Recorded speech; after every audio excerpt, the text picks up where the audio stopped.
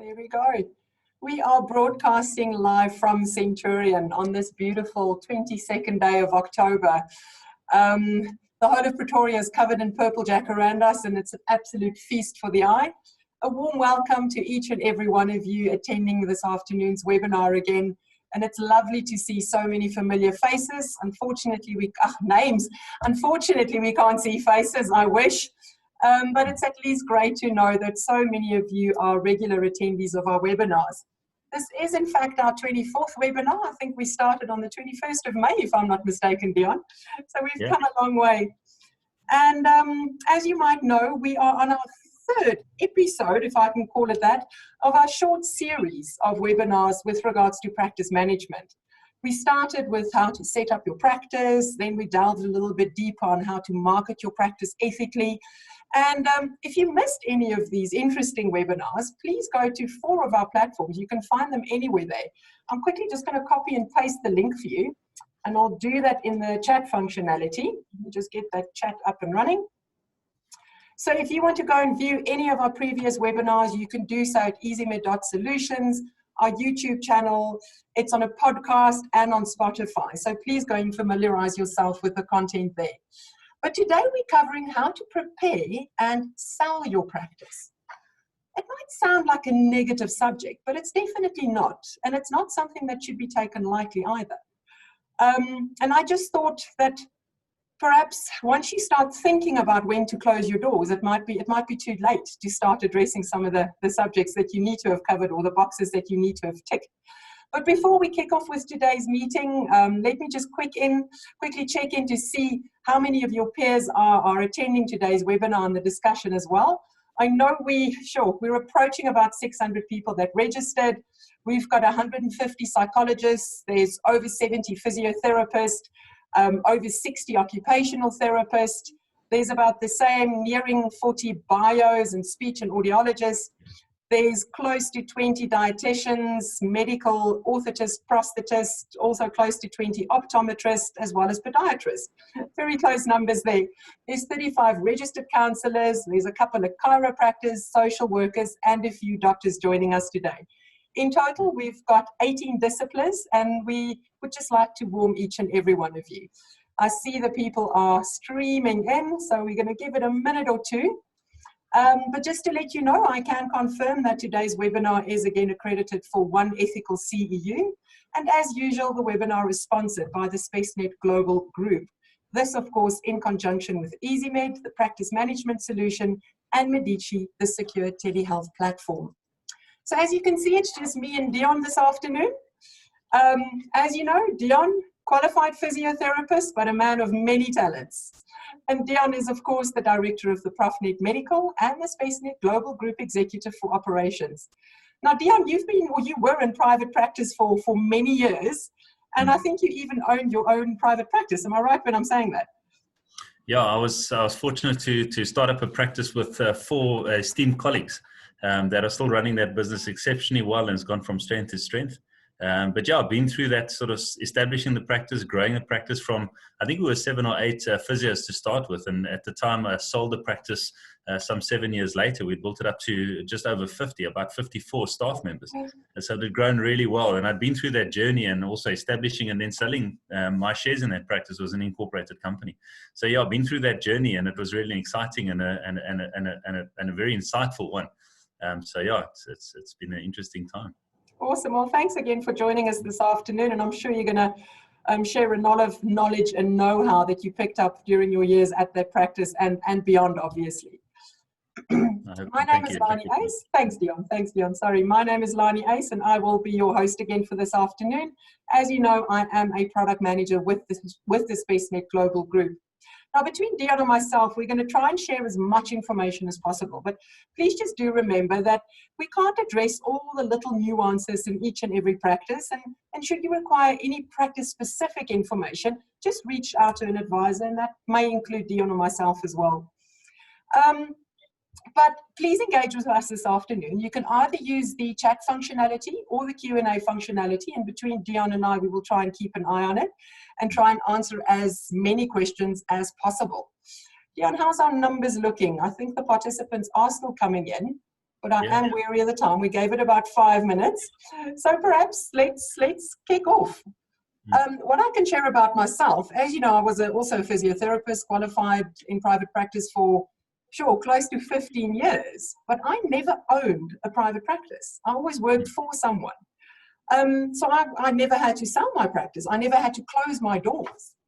And I'm just thinking, I presume it's way too easy to start thinking about selling your practice 10 days before your retirement, or when you really start relocating, or if you just think, I've had enough and I want to close my doors. Surely you need to start thinking about this way in advance, years in advance even. Is that right? In fact, so much, so far in advance, I actually lecture final year students in various disciplines at various universities. And it's usually in that business block where they're looking at, how to set up a practice, how to run a business, financial management, HR management, and so on. And it is there already that I introduced the concept of preparing your practice for sale. And these poor students haven't even looked at establishing or setting up their practice. Now we're already talking about selling their practice. And I always ask that question, when is the best time to start preparing your practice for sale? And the sooner the better. And to all the delegates on this call today, if you haven't started preparing your practice for sale, now is a good time. When we close off today, now is a good time. I'd like to sort of hopefully share some pointers that we can go through a checklist and people can say, yep, done that, I've got that in place, or this is the areas I need to look at. Because far too often we have many practitioners that come to us saying, my spouse and I have decided we want to immigrate, or it's time to retire, or we're opting out of healthcare and we're wanting to sell our practice. What do we do? And when you ask them their timelines on that, their time frames, they're saying, no, as soon as I possibly can, hopefully by the end of this month or end of this year, end of this quarter.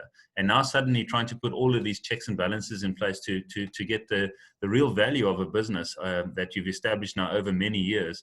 And very often it's 20, 30, 40 years of investment of personal time in building a practice, building your name. And now starting to say, well, now I need to consider selling my practice. What do I need to do? I'm afraid that's very often too late. Yes, one can sell your practice at that point.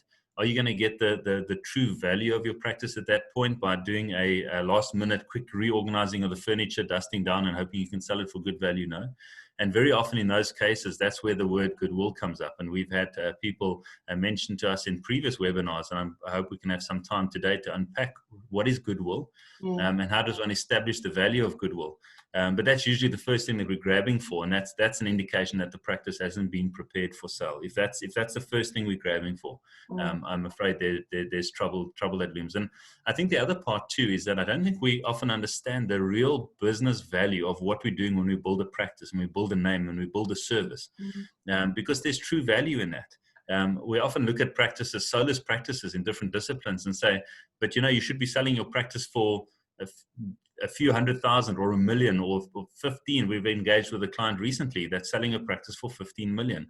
And I'm glad you got that response, Lani, because I think a lot of people are looking at it going, but what is my practice really worth? At the end of the day, I really just want to close the doors and move on. And fair enough, if that's what you've decided. But I think we do have to understand the true value of the businesses that we establish as we render healthcare services. There is value in that. And it will be our call to decide if that's how we're wanting to leverage and grow the asset that we're then selling. Or in fact, and it's not in any condescending way, there are some that come into practice as saying, I want to practice, earn some money. I want to be able to put that away for holidays, whatever else it might be, put bread on the table, support my family. But at the end, I just want to really close my business, sell the equipment I've got and move along. And that's all fair and well if that's what you're setting yourself up for. But very often we see people who've run their business like that. And then at the end are saying, now it's time to cash in. What do I need to do? And unfortunately, the preparation's not been done. Then it's too late. So we definitely need to unpack value, goodwill, except you've mentioned a few things, and we'll definitely get to that. I just want to rewind one step. I think 2 or 3 weeks ago, we spoke about setting up your practice, and we discussed soulless practice versus a ink. Perhaps you could just explain to the viewers in 1 or 2 sentences, just highlight the difference again. But then I want you to take it a step further and explain to us what's the difference, if you have to start thinking about selling your practice, if you set it up as a soulless practitioner versus an ink, and the implications that those two will have. Sure. So I guess, in our regulation, and I'm going to use the Hpcsa regulation again as a reference point, if I may.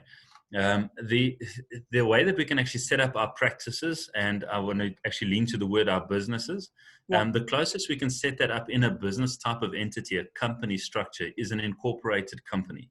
And it's only the incorporated company that you can use to set up as a company structure. In other words, registering with the registrar of companies, getting a company number, having a company name.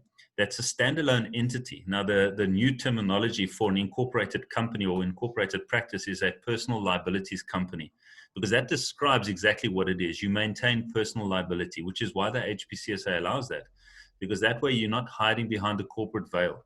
You're not saying, if something goes wrong, don't sue me as the practitioner, sue the company.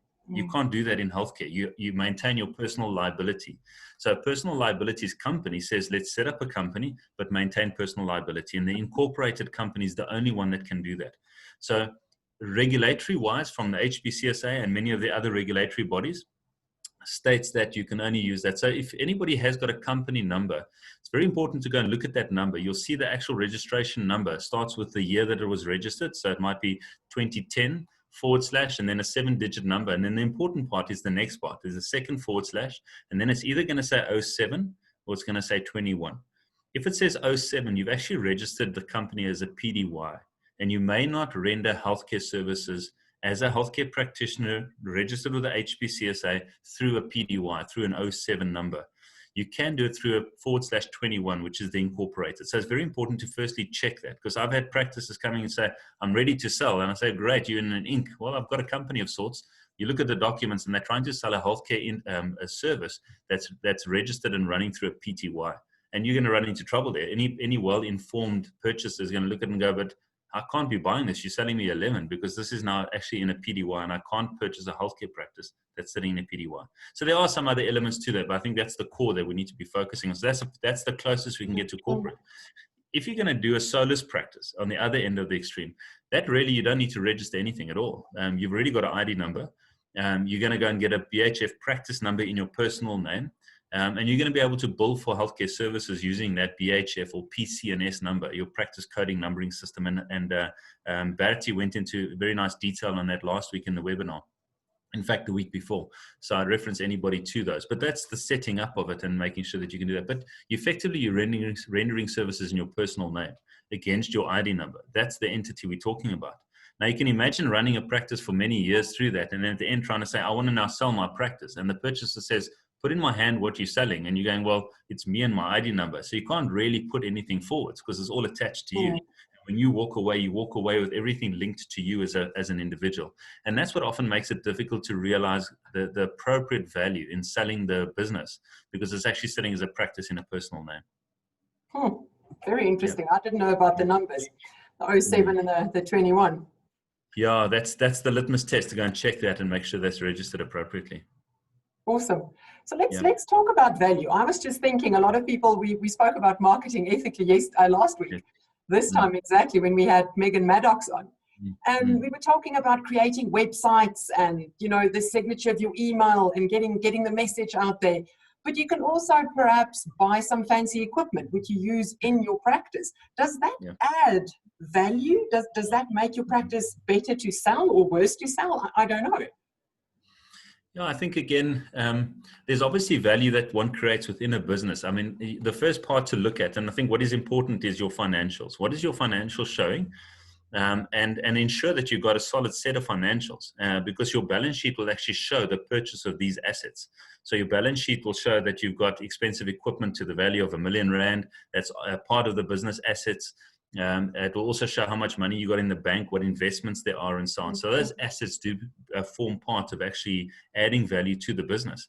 But again, are those assets registered in your personal name? Have they been bought through a side company that owns those assets? Is it owned by the incorporated company? So those are all important questions about what is the entity you're selling.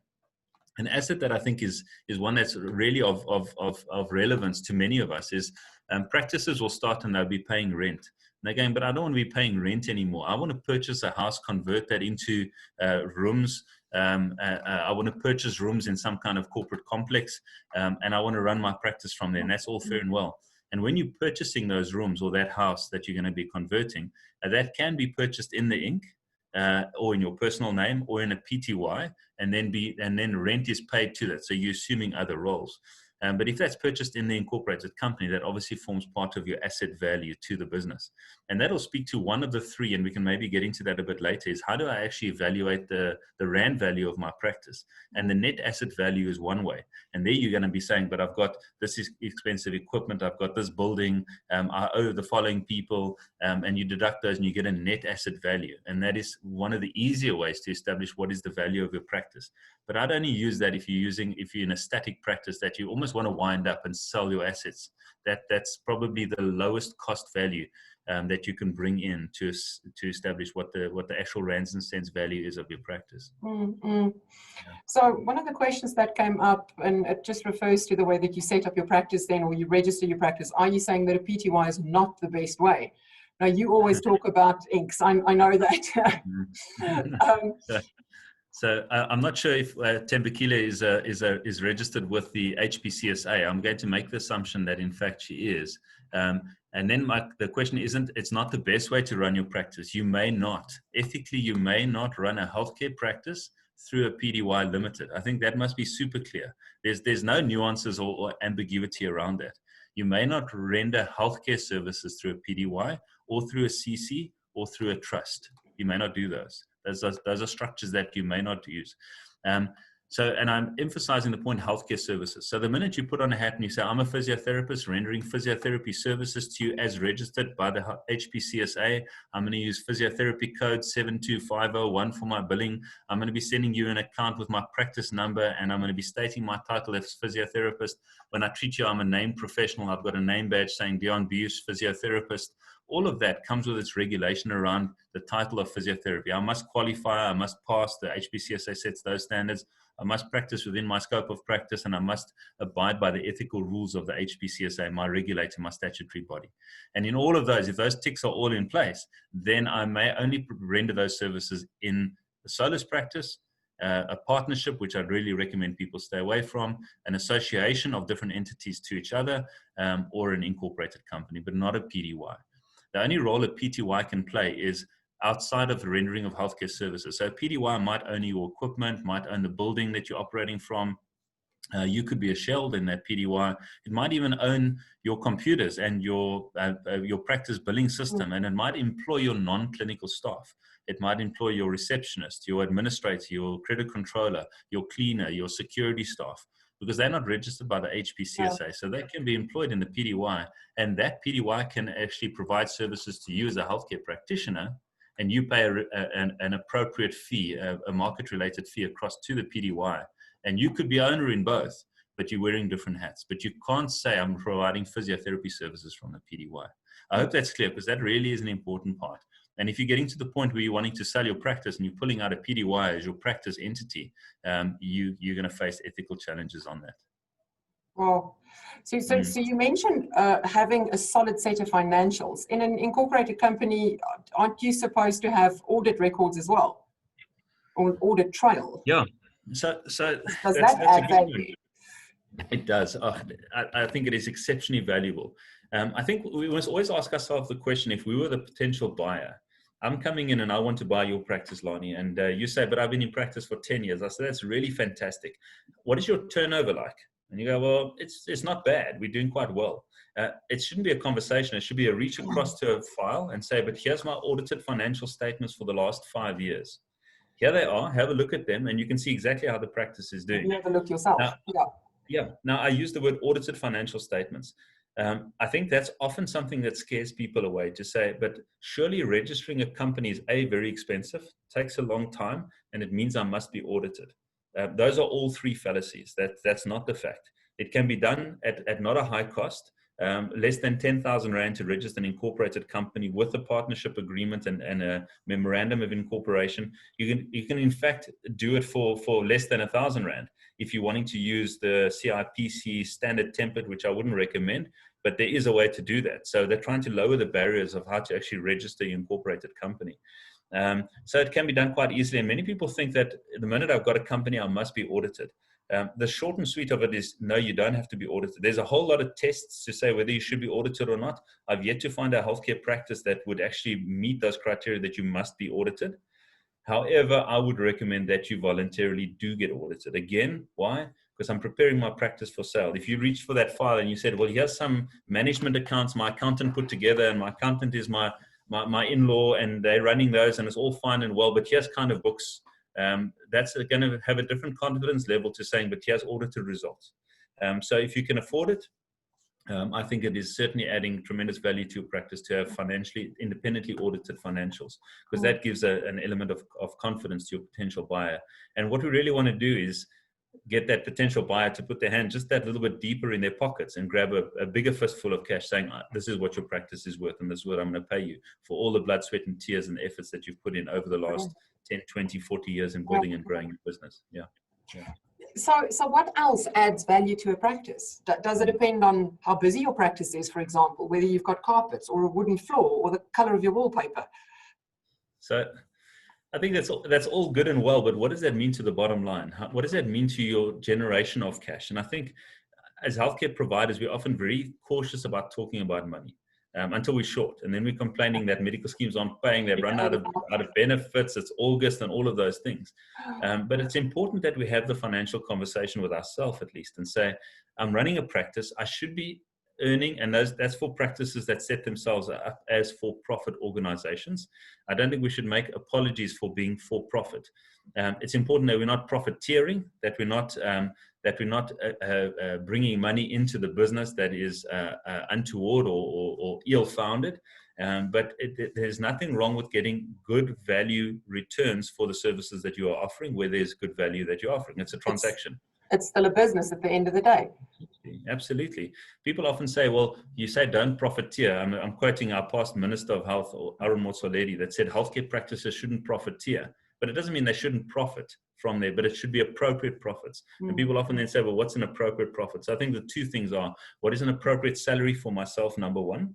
And you can benchmark that to your peers. You can benchmark that to state and say there's a premium on state salaries, although state salaries are pretty good out here, I understand.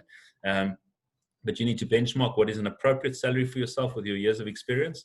And then say at the end of the year, there should be money left over, and that is your profits. And how much is that? And profits after tax, because obviously you've got to pay your tax first, and then you can take your money. And I think a healthcare practice that's running anywhere from 20% profitability and upwards is worthwhile. We've assessed practices and looked at their financials, and those that are running less than 20% are usually asking the question, why am I going through all the schlep? I may as well work for somebody, get a good salary, and then go at home and switch off. If I have to stay switched on and do everything other than clinical work, financial management, HR management, IT management, it's all those other things that we have to do as well, marketing, going out there and exactly. All of that costs, but you're not billing for that as a physiotherapist or as a doctor or as an occupational therapist. And that's what that profitability is really about. And that profitability being north of 20% allows you to have extra money to help grow that business, stabilize the business, build cash reserves so that we can weather storms like COVID when the revenue dries up. You're starting to employ people, and they've got their families that are dependent on the revenue that you're providing. So there's a responsibility. And to do that, you have to be financially feasible. And for that, a profitability of 20% and up, I think is a manageable ratio. How high should it go? Well, well done if people are able to get higher profitabilities than that. But often when I see profitabilities over 40, 50%, one has to just make sure that that is all appropriate. And how is that being done? So that's usually the band we see, 20 to 40% profitability. But it needs to be worthwhile.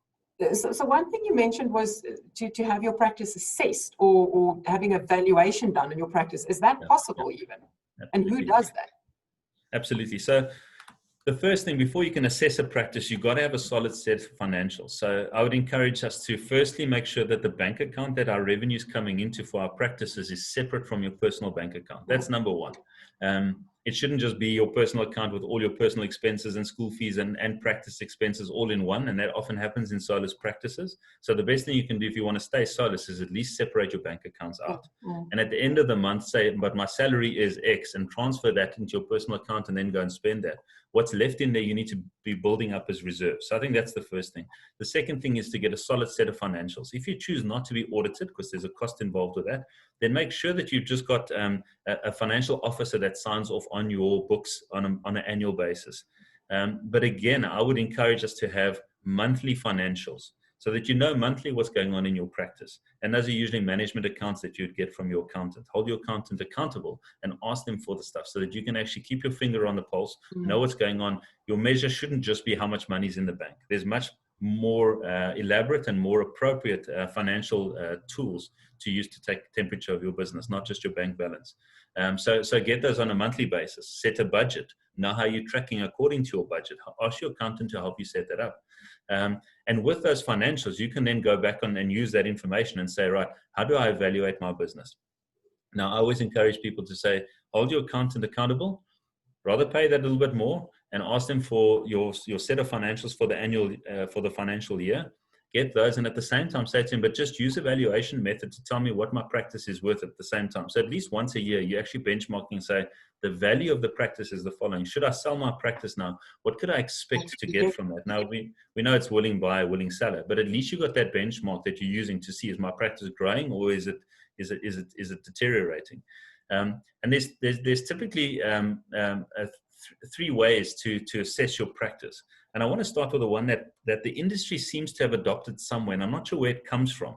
But it is one of these of, you take your practice turnover and you multiply that by 3. That's the value of your practice.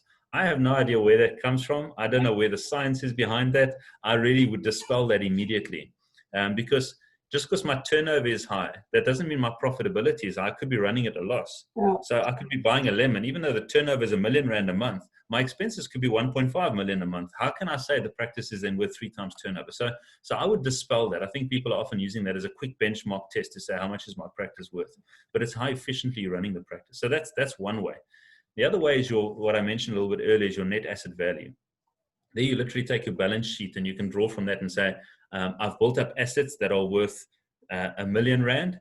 I owe SARS and other people, I owe money of 100,000, and then the leftover is 900,000. So that's the net asset value of my business.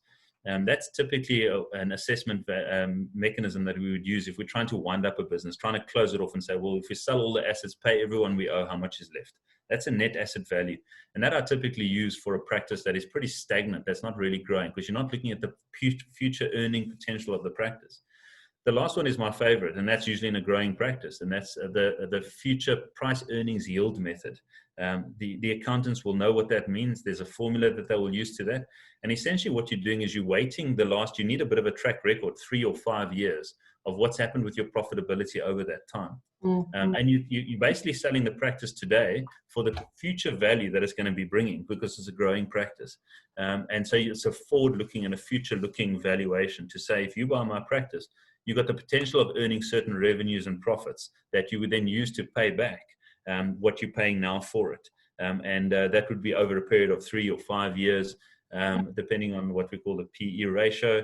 But the price earnings yield method will actually give you that future or forward-thinking valuation of a business, which is the one I prefer in a growing practice.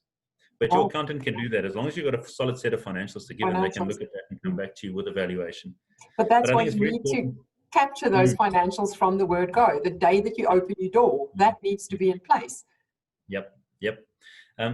The other thing that we often look at, and I've seen people actually shy away from this point, where we say, okay, let's do an evaluation of your practice, and we come up with a number, whatever that number might be. Let's use, it's worth 400,000 Rand. They go, but no, there's no one that's going to pay that. So I'm going to just shy away and say it's not worth that. It is worth that. Whether somebody can afford it or not, that's a different conversation. Story. And I think we mustn't run away from the affordability elements, because often we're looking and we're saying, but I want to sell to somebody in my practice, somebody that's grown with a practice, somebody I'll be confident to leave it with. So I've identified that person, but they've said they can only afford 100,000 and my practice is worth 400. So your options are one of two. Either we're going to say, I'm going to sell it for less than it's worth, 100,000. Or I'm going to say it's worth 400. You put the 100,000. How can we actually put a mechanism in place over the next period of time to actually then pay the remainder? Or do you buy in as a portion? If you can only afford 100,000 of a 400,000 Rand practice, then you're a 25% shareholder in that practice. And as you can afford more, as we declare profits, instead of giving them across to you, we're going to withhold those, and you're going to then use those to purchase your next 5% until you've got 100% ownership. So there's a transition process, and I really do encourage, there's nothing easier for a buyer to come along, whether it's a house or a practice or whatever it is to identify a motivated seller That person has already packed the crates and already sending them off overseas. That person has already booked their flight. They're really pressed to sell. So if you haven't got a runway plan to sell your practice, you're going to be a motivated seller. In other words, the buyer is going to get a good price. If you've got your time to sell and you've got a motivated buyer who goes, this is such a phenomenal practice, I want to have a piece of this. I've worked in this practice. I love what I'm seeing. And you have a plan, a 1, 2, 5-year plan on how you're going to then transition ownership.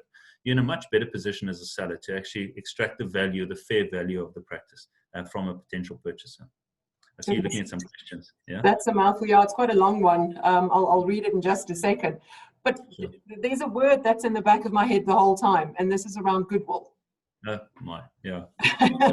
I'm sure you can talk around goodwill for an hour, but give us the short version. I mean, does your practice have goodwill? How do you determine what it is?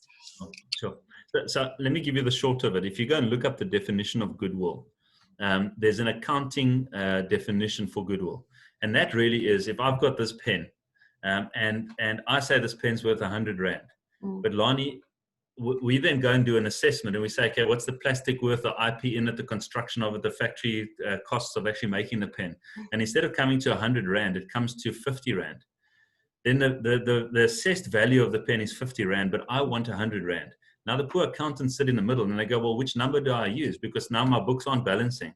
You're wanting 100, but it's worth 50. How do I account for the difference?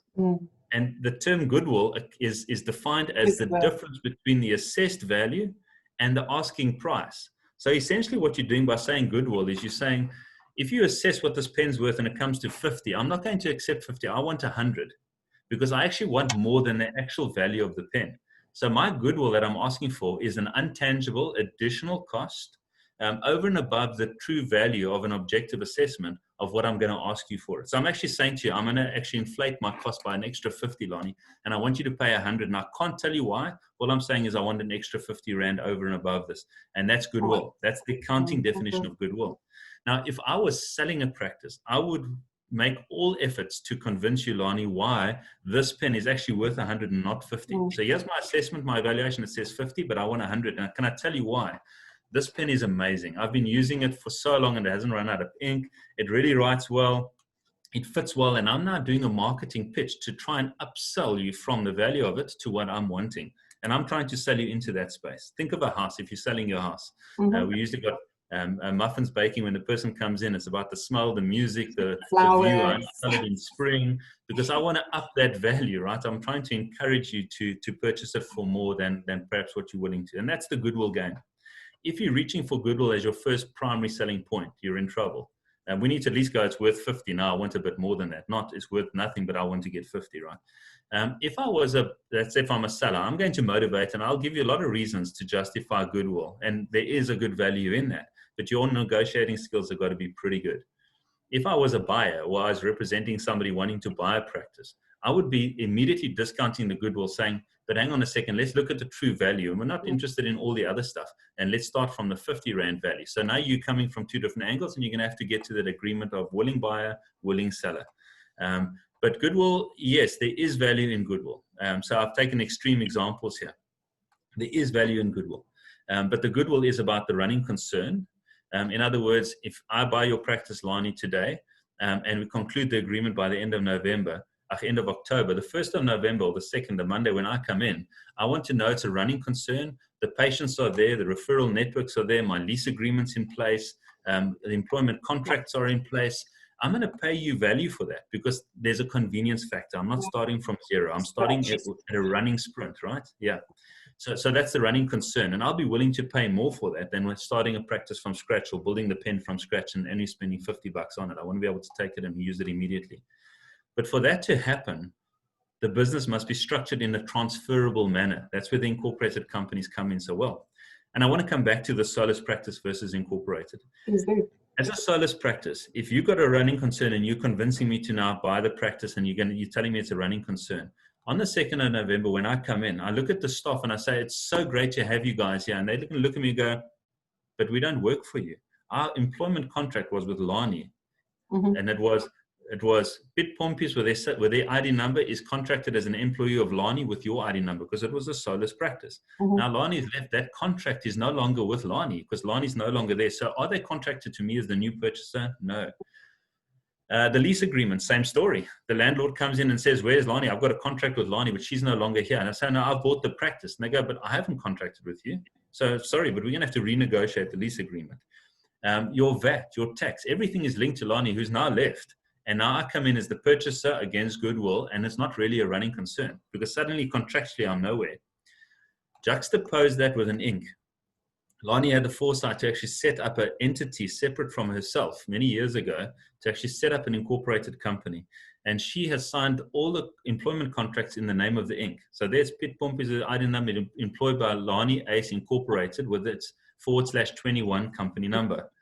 The lease is in the name of the Inc. The tax is in the name of the Inc. The VAT registration is in the name of the Inc. Bank account. And so it goes on. Right to the EZMed solution is in the name of the Inc. The actual software that you're using, all of those is in the name of the Inc. The bank account's in the name of the Inc. So when Lani sells me the 100% shares of her business or 50% or whatever it is, I purchase those shares of the business. But the business still has its bank account, it still has its VAT, its lease, its employment contracts all in place. All it's done is the ownership of that has changed, but the contracting is still with the Inc. Can you see how valuable that is? You can actually tiptoe away from the business and it's business as usual, although you're no longer around. And that might be over a period of time. It might be at the end of the month and I come in and I say, I'm the new shareholder or owner of this business. You still contracted with the business. The lease is still with the business, but I'm the new owner of that. And that's the difference. That gives us that traction to actually move forward and actually have a running concern where I'm willing to pay a bit more for this goodwill element or the assurances that it will be business as usual once I take over ownership. Deanna, practice won't be a good practice if there aren't any patients. So when you sell a practice, obviously you've got a network of patients and your patients have been coming to you for many years. You've got a whole database with them, including their health records, whether that's a record electronically or a paper record. Do you inform your patients that you're selling your practice and someone new is buying it? If someone is taking over, if you are just closing your doors, never to be open again, what's that message that needs to go to the patient? And can you even share the patient's details with the new practice owner without permission? That's such a difficult one, Lani, and I think we could have a whole webinar on patient records, retention of records, who do they belong to. I'd like to refer our viewers to previous webinars that we had with Dr. Quinder from the Hpcsa, where we had a very lively debate around the ownership of patient files, patient data. And where that sits, who actually has the ownership on that and who can you share that information with. So I don't want to go into that again. I think there's full hour sessions on just that. And we could possibly revisit that. But what I want to caution about here in preparing your practice for sale is, again, often when it comes to the goodwill conversation, it is you're going to be paying a bit more, but for that you'll also get all my patient files. It's almost like we're trading the patient data, the patient information. And they often also add in, and you'll get my doctors that refer to me. Now, we know that your referral networks are often dependent on an individual unless you've built the brand identity in an entity that stands on its own, rather than Lani Ace as a great physiotherapist, as Lani Ace Incorporated, who employ a great bunch of physiotherapists and services that run. Okay, that's a different conversation. And it's building that brand awareness of the independent entity that people continue to refer to. If you consider, I'm going to take this out of the healthcare space and say, because accountants and lawyers, by the way, also are subject to the same regulation as us and only be able to run in an Inc., not in a PDY, because they also have to maintain personal liability, just for interest's sake. And you use examples like Adams and Adams. I think it's a law firm that many of us know who do IP law. Adams and Adams is the surname of the founders. They're no longer there, or possibly no longer there. But the new guys have taken over, but you refer there because that's the entity you're referring to. Deloitte and Tush is another one we've used that's now Deloitte. Those are surnames of people that set up an accounting firm, a consulting firm, and have passed that on. So they've built that brand awareness where the referrals then go to. So that's just to kind of put that in perspective. But when it comes back to people saying, buy my practice, here's my goodwill, and it includes patient records, my files, you'll get the key to my filing cabinet, and you will get my referral networks. Neither of those can be guaranteed. firstly, the patients decide where they go. So a new person's there, they say, but I don't want to come to you. I was always going to Lani. She was why I came to this practice, and she's no longer here. I'm going to go and find somebody closer to home. So there's no guarantees in that. And the same with your referral networks. When it comes to the patient files, handing over the keys to your practice and then the keys to the patient files is something I'd really want to caution against. The patients need to be sure they contracted with you, that the patient details and the assessment, the subjective evaluation you did was with you, the informed consent was with you as a healthcare practitioner, and those all sit with you. And to just pass those on to another practitioner without the patient's permission is dangerous. I'd like to spend a webinar on this so we can specifically unpack it in more detail. But do be sure that you include the patient in that communication to the patient to say, your files are here for collection. There's a new owner. You're welcome to bring those along or give us permission to pass those on for continuity of care. This is the new practitioner, but the patients have an option. They can express their decision around where it goes. You can't just pass that on and trade that data as if it's yours to trade. It's the patient's personal information typically that's contained in those files. Okay. So I would really caution. I think it is something that we need to unpack a bit more in more detail in a future webinar. Yeah. But I think that there's two options. You either sell your practice on to someone else or a group of people, or you just close your doors. Yeah. So if you close your doors, you're not going to make any money out of it. Well, look, if I've got some equipment, I've got some desks, chairs, I can put those on eBay, or I can sell them somehow secondhand, and I can realize some of that. I'll have money in the bank. I've got a debtors book that I can still collect on patients who owe me money, medical schemes that owe me, so it'll still run on for a while. And it's also a consideration when you're selling your practices. Are you selling on your debtors book the collections of outstanding accounts, or do you continue to own that? And then you have to exclude that out of your sale price.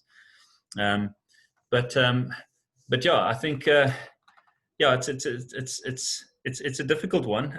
The running concern, you're mentioning two ways: close the door or sell on to somebody. There is a third one, and I think it's the one that works probably better, and that is, if I can unpack the incorporated company a bit more.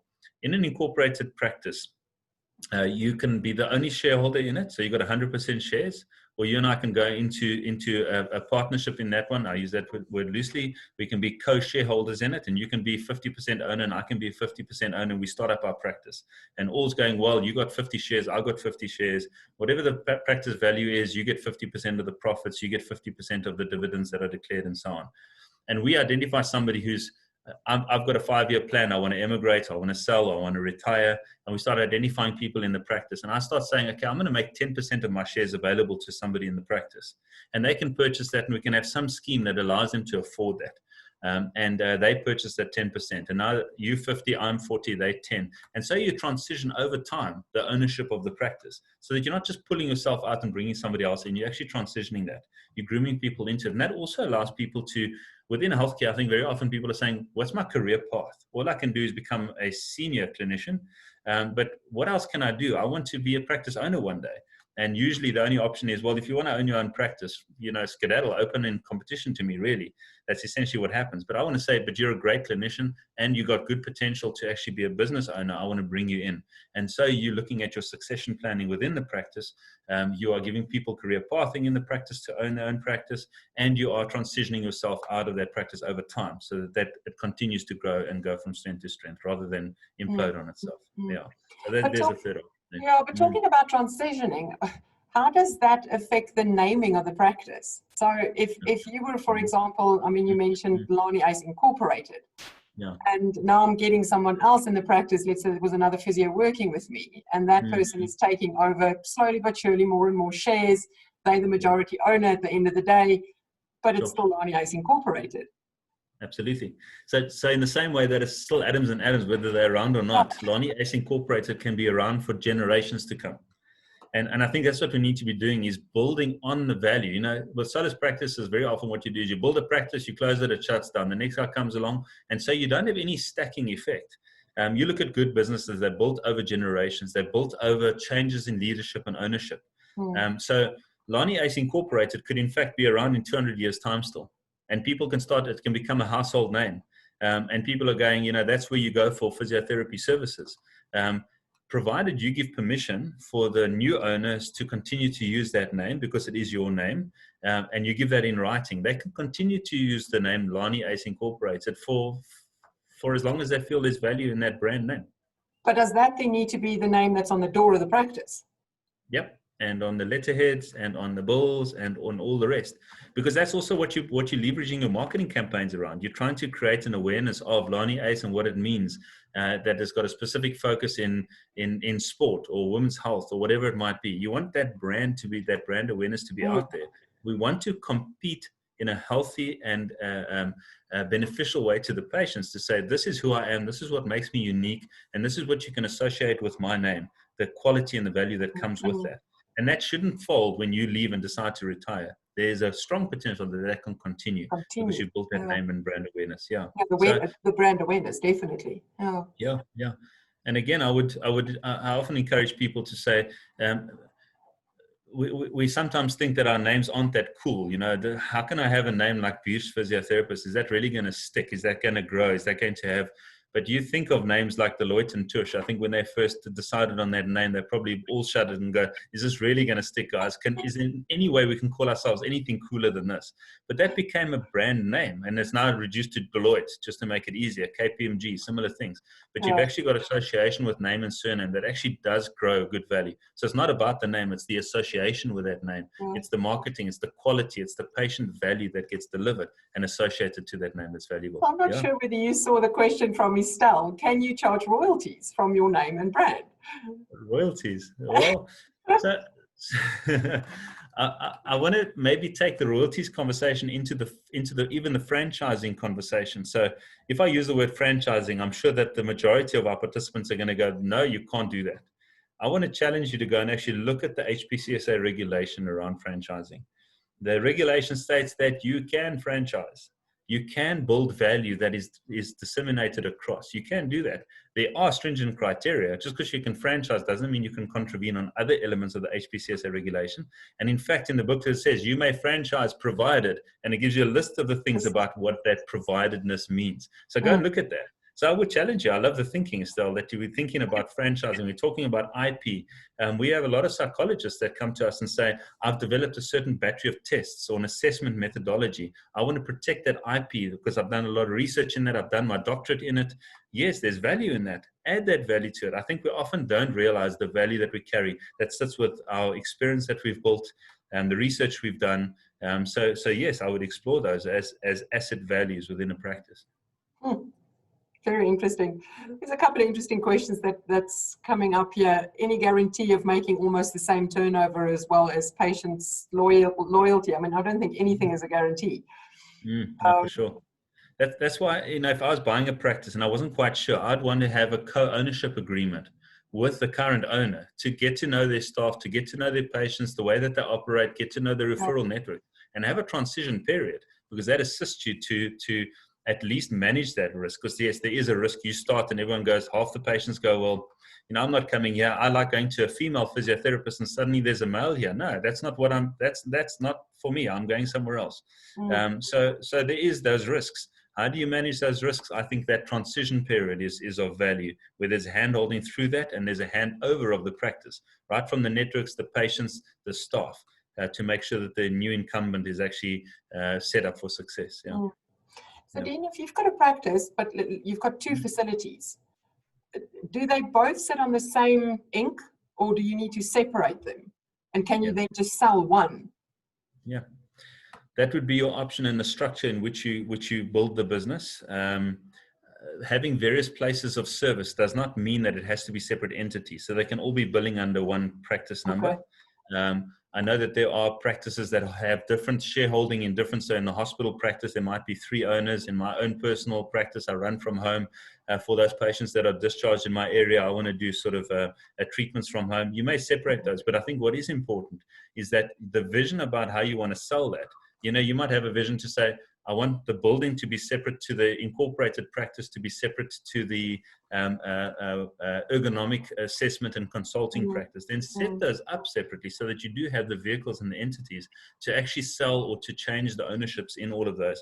Also remember that in the Hpcsa regulation, so if you have an incorporated company, only other practitioners registered with the HPCSA of your same discipline can be in that Inc. with you.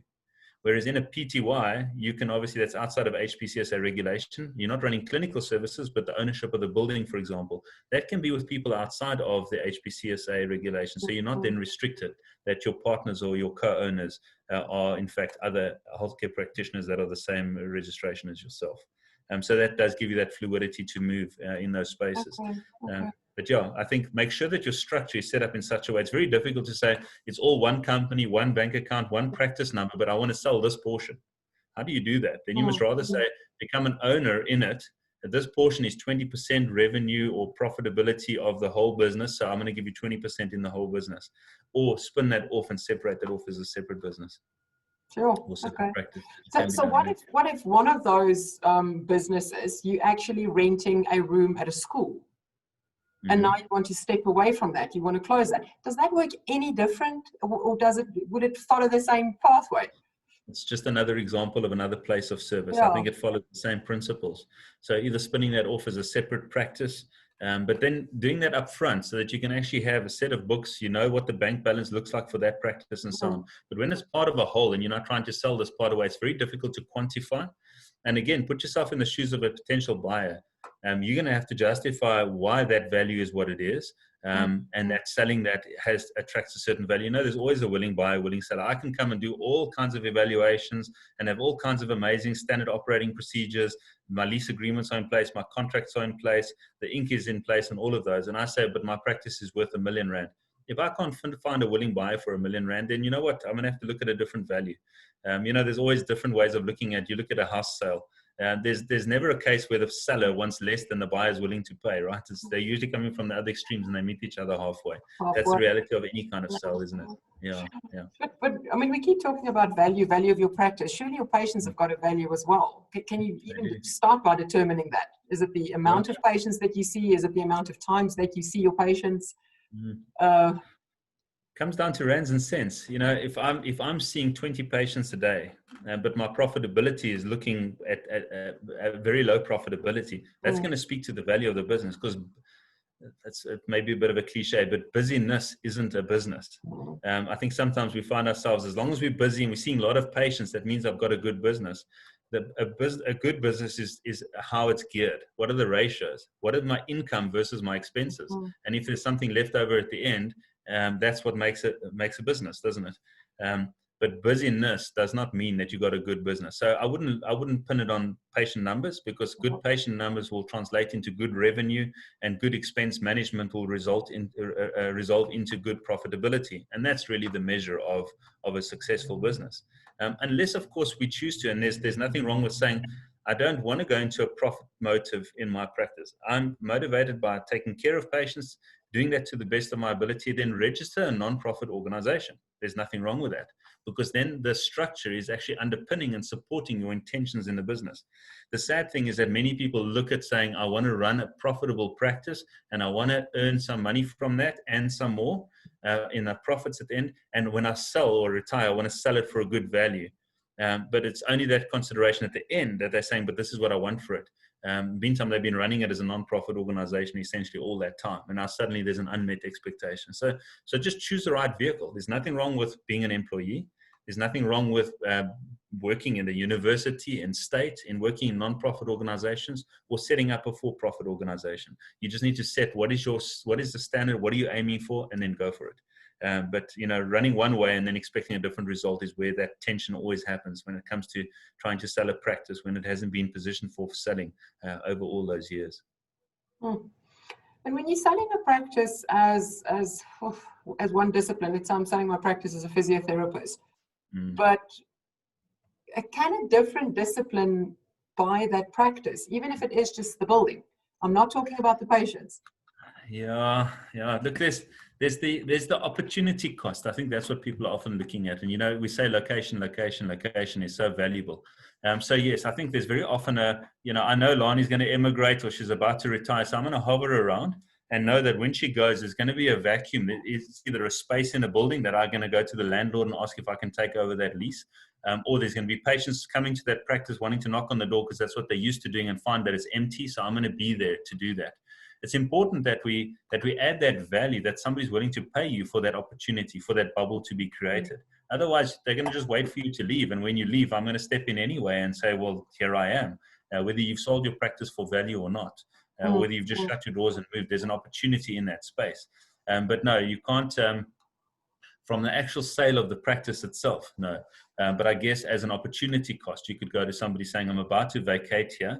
I want to put you in the front of the queue to actually take the opportunity to be in this space, because this corner is really, it attracts good footfall, and there's patients always seeking, and there's a so there's a need that needs to be met. But that's a conversation, but that's not really a selling of a practice and a translation, a transfer of ownership of my physio practice to an occupational therapist, for example. You can't do that. Okay.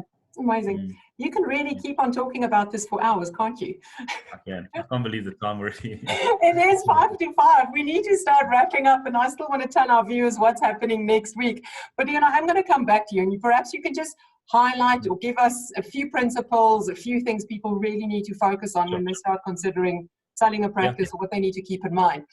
But viewers, just based on our discussion over the last 2 weeks and including today, we've learned how to set up your practice, how to market your practice, but and then how to sell your practice. But what happens in between? What happens with the people working at your practice? I want you to join us next week, where it's going to be myself and Dion again, and we'll be joined by Lindy Creer, who is a human resource manager with the SpaceNet Group. And we're going to talk about all things relating to human resource management, payroll, leave, disciplinary policies, all sorts of other policies and procedures, contracting hours, dismissals, legalities, tax implications. And perhaps we can even unpack on who you need to employ to support you in your practice, who's suitable for the job as, for example, your practice manager. So that's going to be an interesting one to uncover and sort of unpack a little bit more. And to secure your spot for this webinar, please go and register under the webinar tab on our website, EZMed.solutions. But there is some other exciting news happening next week as well. We're going to be joined by Karen Straighton from Ergotherapy Solutions. Now, you might remember her from the webinar dated, I think it was the 4th of June, where we spoke about the do's, the don'ts, the desks and the dress for practicing telehealth. Now, Karen will be joining us to announce the winner of the competition that's been running on the EZMed Facebook page. Now, remember, this is closing on the 29th of October, which is next week, Thursday. It's closing at around lunchtime, and you stand the chance to win a Net One office chair to the value of 6,500 Rand. Now, who wouldn't want to win a beautiful chair like that? So all you need to do is just go to the EZMed Facebook page, answer a very, very easy question there, and you can stand in line to win this amazing chair. So it's going to be Dion, Lindy, myself, and then Karen Straighton right at the end of the webinar. So please stay tuned and register for next week's webinar. But Dion, we've got about 3 minutes left. I'm going to hand back over to you. Perhaps you can just try and summarize today's interesting conversation in about 2 or 3 sentences for us. Sure thing. I'll try and do that in 3 minutes. First, I'm sitting on one of those chairs myself. I love them. So that's the reason we brought them in. I use their standing table and their chairs, and at home I've set that up as well. So it really is an amazing product. And I'm not trying to plug them. I'm trying to encourage you guys to go on and make sure your name's in the hat so you can be drawn for that. But yeah, for next week's webinar, I think the title I always put to this is looking after your biggest asset, the most valuable asset. Your people in your practice is really what makes your practice what it is. So from an HR point of view, it can be that boring stuff, that technical stuff from HR and payroll, but we want to give you tips and hints and just what the legal structure is, and the ethics around that as well. On how to take care of your people. Because if you take care of your people, you take care of your business, not the other way around. People before profits. So that's really what next week's is all about. But in closing, really, I think in preparing your practice for sale and building value in your practice, I think the first and most important thing is that you seriously consider your business structure. Non-profit organization, for-profit, and Inc., Solus, and so on. Really consider that. If anybody is in a partnership, I'd really encourage you to rethink that, a formal partnership structure. I don't think there's value in that. But look at your business structure. Secondly, look at your contracts. Make sure that you've got your staff employment contracts in place, your lease agreements. We went through quite a lot of detail on lease agreements 2 weeks ago. We will revisit that in a few weeks' time. But make sure your contracts are in place.